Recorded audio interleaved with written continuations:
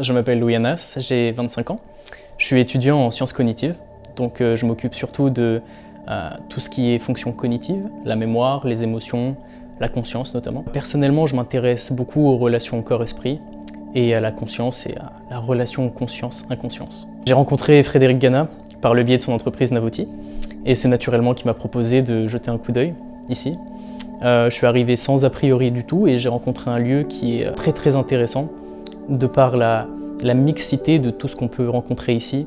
Dans un premier temps, les diverses pratiques thérapeutiques qui sont exercées. J'ai eu l'occasion, grâce à ces lieux de rencontres et d'échanges, de rencontrer tout un tas et toute une palette en fait, de prise en charge de l'humain dans sa globalité, aussi bien au niveau physique, avec de la réflexologie, avec des massages, aussi bien du côté psychologique, grâce à de l'hypnose, grâce à de la psychothérapie. Et ce que j'ai particulièrement apprécié, c'est la rencontre qu'on peut faire ici.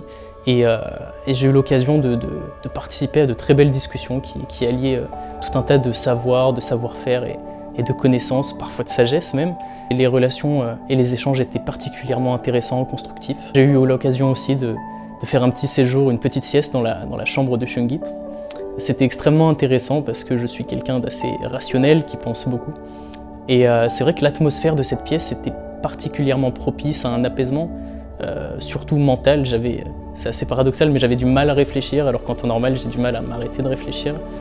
J'ai eu l'occasion de tester aussi un massage qui était fort agréable. Ce lieu est particulièrement intéressant pour se ressourcer.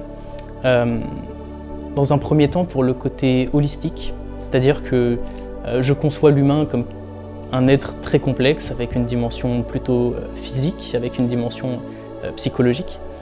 Et la prise en charge de ce lieu est vraiment intégrale, et c'est ça que j'ai apprécié, c'est que certaines pratiques peuvent avoir un impact très positif sur les pensées, sur les émotions, sur la conscience et toutes ces choses. Et tout ce côté immatériel, tout ce côté psychologique est extrêmement lié au physique, notamment par le stress.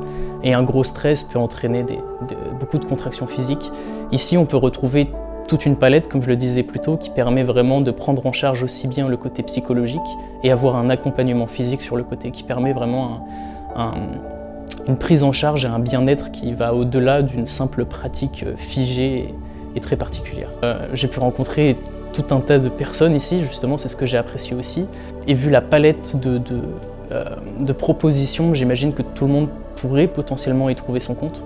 Comme je disais, du côté psychologique, il y a énormément de propositions qui sont faites, du côté physique aussi, du côté musculaire et osseux, il y a énormément de choses qui sont proposées. Donc non, je pense que je vois pas vraiment de limite à la population qui peut être accueillie et prise en charge ici. J'ai quand même retrouvé une bienveillance qui était très agréable à vivre, de par les fondateurs, mais de par aussi les thérapeutes, de par les autres clients que j'ai pu rencontrer, avec une très belle ouverture d'esprit, une très belle énergie, beaucoup de positivité, et je me suis senti tout de suite à l'aise.